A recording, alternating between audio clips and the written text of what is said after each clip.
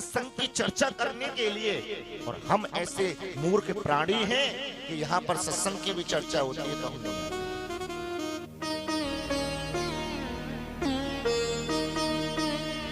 चौथा चरण चल रहा है मेरी माँ कलयुग। कलयुग में जीवन में कुछ और नहीं बचेगा, बस अगर कुछ है तो सत्संग है। हम लोग कहते हैं अपना बुढ़ापा आ जाएगा जब कर लेंगे, बुढ़ापे में कुछ नहीं होने वाला है। जो अवस्था में जो कर लोगे, अपने धर्म को बढ़ा लोगे ना, वही आगे बढ़ जाएगा। जीवन में सबसे बड़ा सत्संग, सत्संग करना चाहिए। अब संतों के चरणों में बैठ करके क्यों कथा सुने महाराज? तो श्री सुखदेव जी महाराज कहते हैं, राजा परीक्षित सुन, तूने जो प्रश्न किया है ना, संतों के चरणों में बैठ करके क्यों कथा सुने? तो एक बार दुर्योधन और धृतराष्ट्र की सभा चल रही थी। वहां पर बहुत सारे संत लोग, सब लोग बैठे हुए थे, ब्राह्मण विप्र सब लोग थे वहां पर। तो उस दुर्योधन की सभा के अंदर विदुर काका पहुंच गए थे। और जब विदुर काका पहुंचे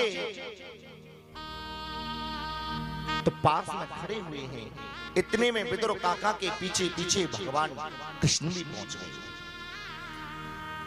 दुर्योधन ने कृष्ण को देख करके गुस्से में कह दिया, अरे विदुर जी, आप इस छलिया को लेकर के क्यों आए हो? यहाँ पर इस कृष्ण को लेकर के क्यों आए हो?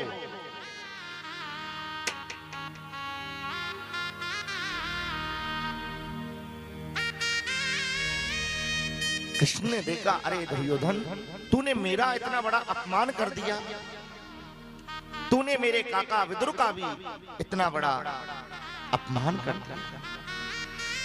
मैं क्यों आया हूं? क्यों ये विदुर काका सभा के अंदर आया है? अरे कृष्ण को बैठाया तो नहीं, सम्मान तो किया नहीं उसका, बस अपमान कर दिया, क्यों लेकर आए इसे? जब भगवान कृष्ण ने देखा कि दुर्योधन ने अपमान किया है, तो विदुर काका के मुख से शब्द निकला, कृष्ण, जब इस नीच दुर्योधन ने तुम्हारा अपमान कर दिया तो मैं इस घर का पानी भी नहीं पीऊंगा।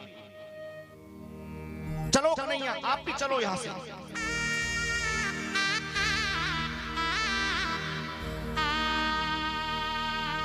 कन्हैया ने कहा, बात तो सत्य है, पर सुनो विदुर काका, मैं आपके घर का भोजन चाहता हूं आज। कि आप मेरे घर का भोजन चाहते हो? कि हाँ। कि ठीक है, आप चलो और मैं आता हूं अभी। विदुर काका घर पर गए और अपनी पत्नी सुलवा से जाकर के कहा, देवी, आज हमारे घर पर कन्हैया आएगा, लेकिन सुन, तू उसे अपना भतीजा मत समझना, वो साक्षात भगवान है। सुलभा की आंखें भर आई। क्या कहा? वो भगवान है जिसका मैं इतने दिनों से इंतजार कर रही थी कि आज मेरे घर पर मेरा कृष्ण आएगा। कि हाँ, इतना विदुर काका कह करके गंगा स्नान के लिए चले जाते हैं। और जैसे ही गंगा स्नान के लिए गए तो सुलवा जी, विदुरानी जी विचार कर रही है कि आज कृष्ण आएगा, भगवान आएगा, पर उसे बैठाऊंगी। मेरे इस घर को देखो, ये कितना गंदा है, बैठाने के लिए स्थान तक नहीं, जगह तक नहीं।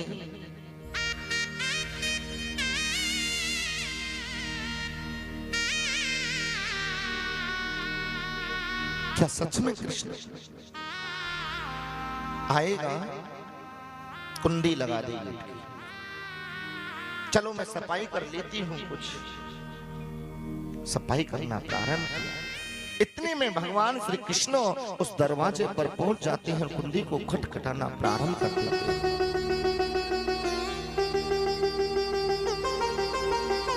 सुलवा जी दौड़ करके गई, विदुरानी जी दौड़ करके गई और जाकर के देखा तो मेरा कृष्ण मुरली मनोहर है, उस दरवाजे पर खड़ा है।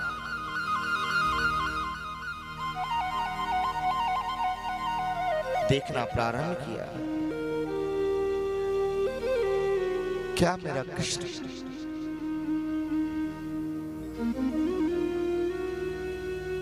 तू आ गया?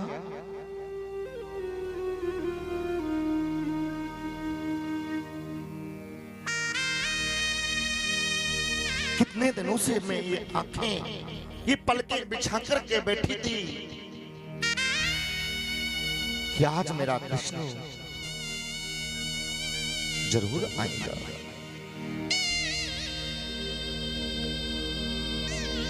क्या मैं सपना तो नहीं देख रही?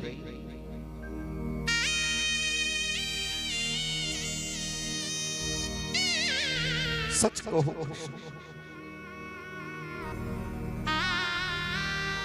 तुम मुरली मनोहर हो ना?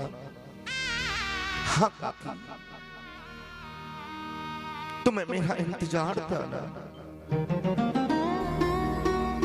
कि मैं आऊंगा। जब भक्त इंतजार करता है ना तो मैं अवश्य आता हूं।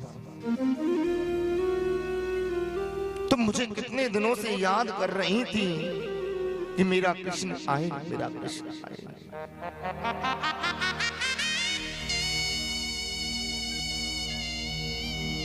आओ कन्हैया, मैं तुम्हें बैठाती हूं। झोपड़ी के अंदर लेकर के गई, लेकिन बैठाने के लिए सुंदर स्थान नहीं था कि भगवान को उस किसी चीज पर बैठा दिया, लेकिन एक कीड़ा को लेकर आई छोटी खाट को। कभी एक कोने में रखती है, न जाने दूसरे खिला रही है। और जब छिलके विदुरानी खिला रही है तो भगवान बड़े प्रेम से खा रहे हैं। इतने में विदुर काका गंगा स्नान करके पहुंच जाते हैं।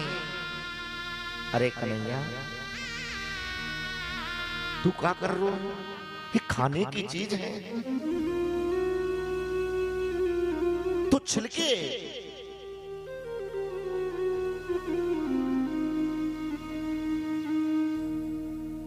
खा रहा है। अरे खाने वाली वस्तु को साड़ में रखा जा रहा है, तू ये क्या कर रहा है?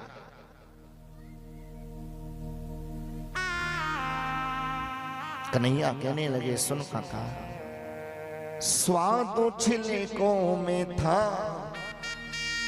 तेरे गोदों में ना। विदुरानी की मैं तो छिलके तक खा गया।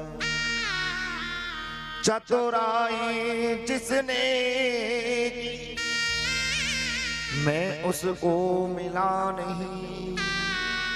भीलने का मुझे भोलापन भाग गया। जो स्वाद मुझे इन छिलकों में था, तुम्हारे गोदों के अंदर नहीं। लेकिन जो आनंद मुझे छिलकों में आ रहा है काका, तुम्हारे गोदों में नहीं आया। आप क्या चाहते हो कि मैं आपकी बड़ाई कर दूं? नहीं नहीं, जो प्रेम, जो सम्मान मुझे इस भीलनी से, इस विदुरानी से प्राप्त हुआ है काका, वो आंख से नहीं। विदुर